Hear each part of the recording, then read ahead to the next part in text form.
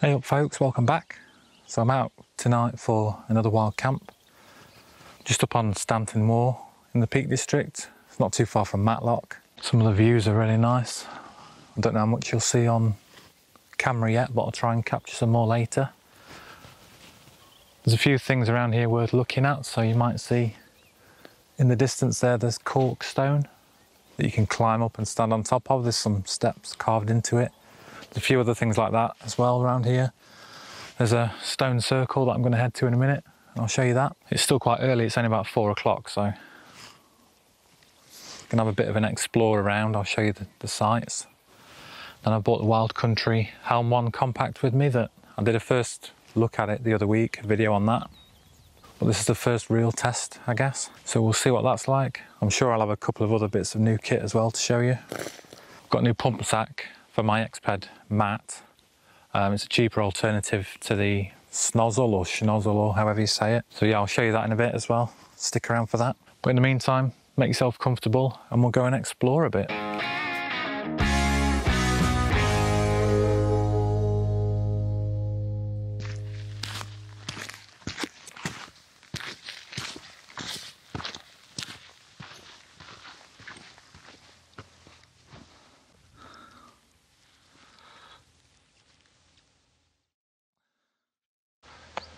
So here I am at the trig point. Let me spin the camera and let you have a look around.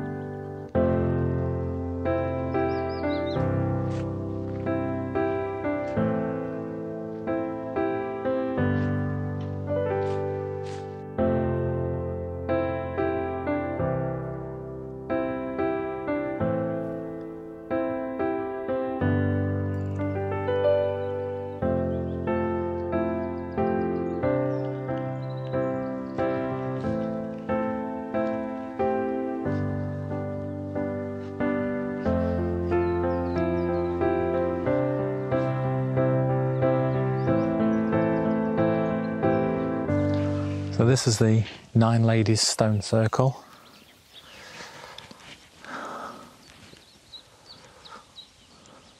It's quite cool.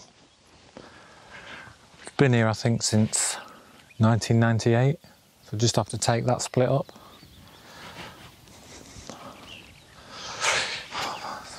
Yeah, there's 9 stones in a circle. Who knew? There's some sheep up there as well thinking about jumping me in a minute. Bit spooky really. I'm a bit more of an explorer around. There's a couple of other things down this way as well, so I'll bring you back in a minute. Oh, hang on. It's an information board here. Saves me Googling things.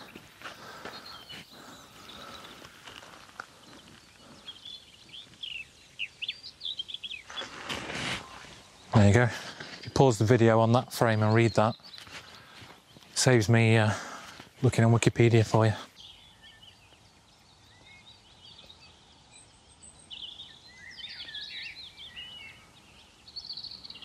So apparently this is Earl Grey Tower from 1832. No idea what it's for, Google it yourself, but we'll go in and have a look.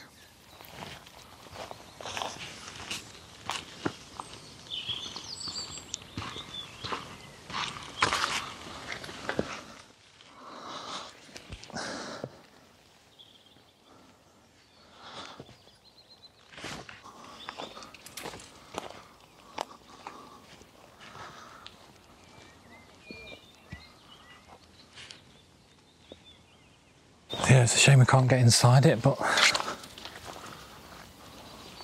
we'll do a bit of digging on that when I get home and see what it's all about. Right, let's crack on.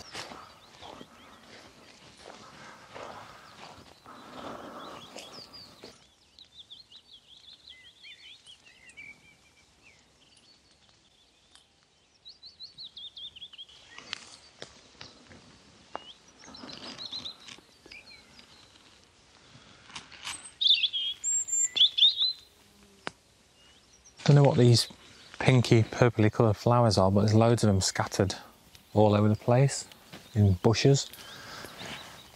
Loads more over there. So if you know what they are, drop us a comment below. Charles, if you've never been up around here before, it's definitely worth coming for a bit of an explore. It's a real mixture of different plants and landscapes. So I'm in like a woodland bit now, and you know, 2 seconds ago I was on open moorland and grasslands. It's Friday today, but it's the last day of the half-term holiday, so I didn't know if it'd be busy or not. And I've only seen a couple of cyclists and a couple of dog walkers and a few sheep dotted around, but that's it.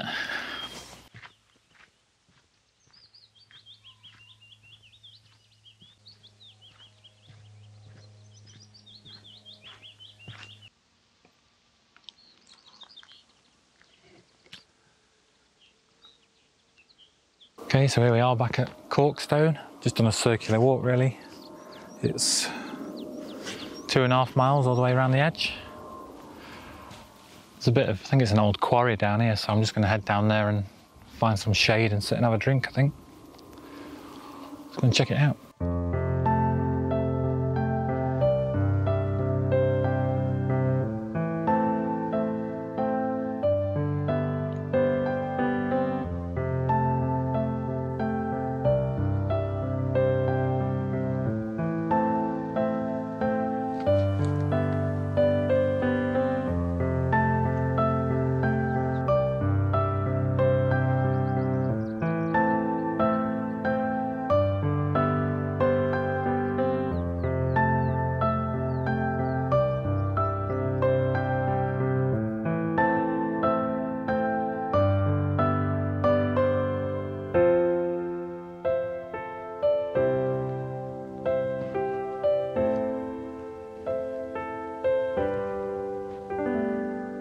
Right, so I found a couple of spots. There's this big clearing here where obviously people have camped before because there's a fireplace still there.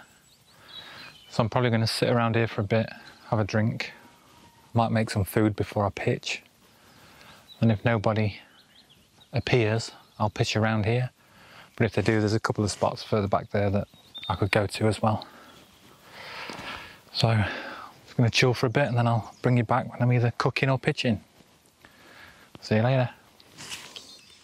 So I think, you know, providing 20 people don't turn up to camp around this fire that's already there, this could be my new favourite place. Obviously it helps that the weather's awesome as well. It's about 20, 21 degrees. There's a little slight breeze as well, so perfect really. I took quite a few photos of the area and put them up on my Instagram. So if you don't follow me on there, just look for Daily Life Outdoors. Because while I'm out, I always post pictures as I'm exploring and finding things. So there's all sorts of random stuff on there. If you're interested, just look me up on there. Otherwise, keep waiting for the videos to come out. There's a bee going crazy here. Don't know if you can hear it on camera. So yeah, I'm going to eat before I pitch. A couple of reasons. It's only 6 o'clock, so it's too early to pitch anyway. And I don't want to pitch at the minute because the sun's still out on the bit where I want to put the tent. I don't want it to get too hot. But just before I show you what I've got, you might have seen on my other video I've been selling these stickers to raise money for the Peak District Foundation Fire Fund. And a lot of you guys have bought stickers and we've raised just over £130 that's now gone to them towards that fund to help keep the Peak District safe from fires. So massive thanks to everyone who's bought one of them. So for food, I've got some ham and mozzarella pasta. It's just that stuff that you boil up in a couple of minutes. I'm going to cook that in my, if I can find it. Got my Jobsworth X2 stove. I'm going to boil that up in. And I've got a stir-in sauce from Morrison's. It's their own brand one. Tomato and basil, I think. It's only about 90p. And I think the pasta was £1.50, so quite a cheap meal. Should fill me up. I've got a little bit of rocket to put with it as well, because you've got to have a bit of salad, haven't you? So yeah, I'm going to get some water boiling and we'll get this cooked up.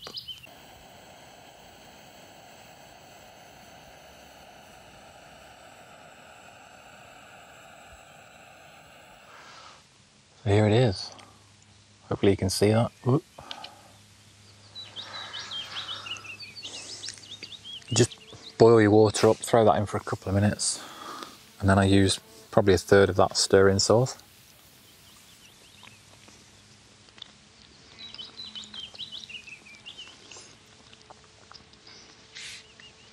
It's really quick and easy to do. Right, you don't want to watch me eat this. I'll bring you back later. So yeah, that pasta is really nice. I'd definitely do something like that again. And I know you can get all different fillings in them, different brands and everything as well. It's obviously not the lightest meal because it's not dehydrated, but it's cheap and it's really filling, so really quick and easy to cook up as well. Right, I'm just having a cup of tea now, and then I'm going to chill for a bit, and then I'll bring you back when it's time to get the tent pitched.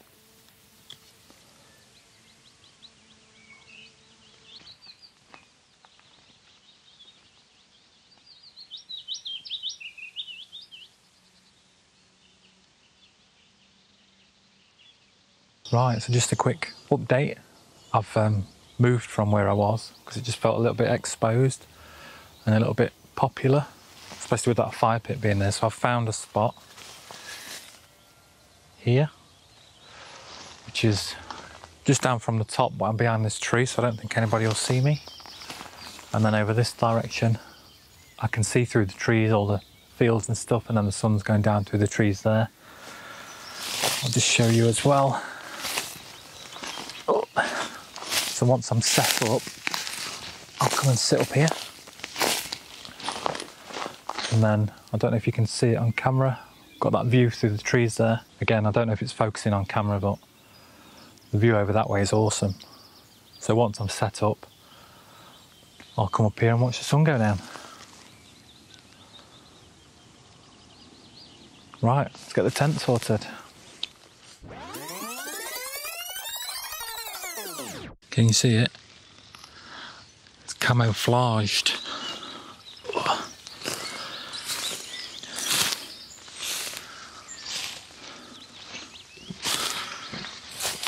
So as before, really quick to put up. I'm not going to bother with the guy lines because there's no wind tonight, there's no wind forecast, so there's no point. Yeah, I'm well hidden away here, so I'm going to get everything inside now, and I'll bring you back and show you what I brought with me. So, this is the pump sack that I bought for my Exped. I think it's 15 litres in size. It's got this cap at the bottom, so you can connect that to your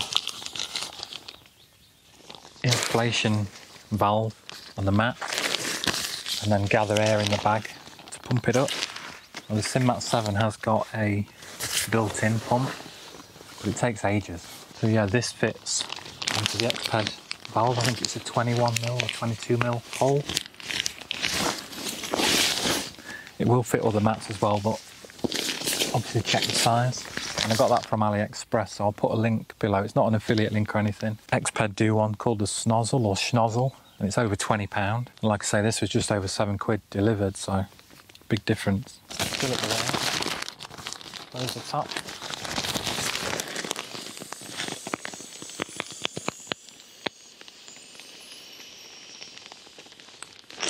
And push it into the bed. It takes 4 or 5 fills to do this mat. It's a medium-sized mat, so obviously depending on how big your mat is, you need to fill it a different number of times. Right, so I'll show you what I've got. No surprises really. The Sinmat 7 that I've just pumped up with that pump sack.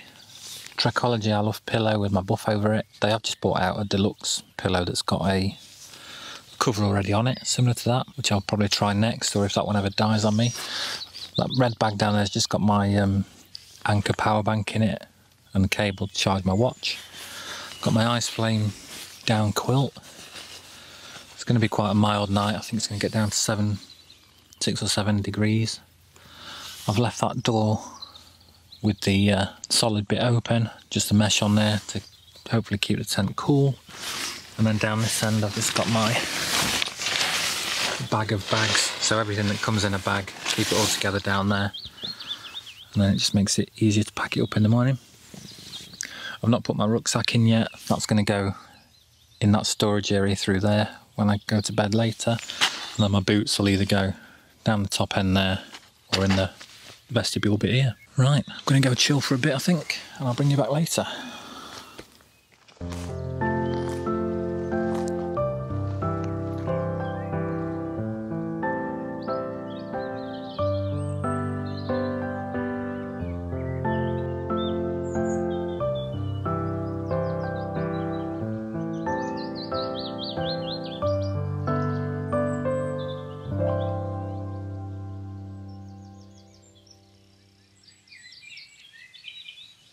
Morning. Don't know if the camera's picking me up yet.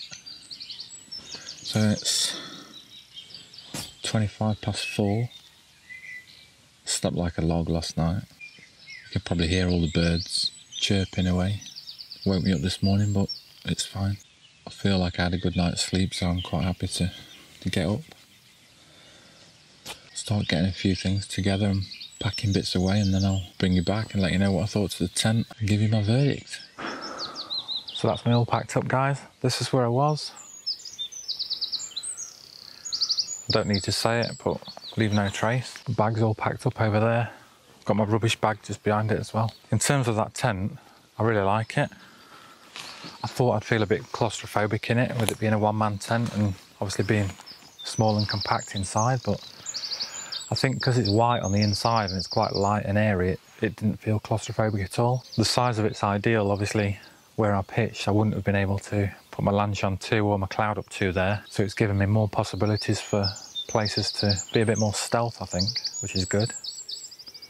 There's a tiny bit of condensation on the inside of it this morning, which is to be expected.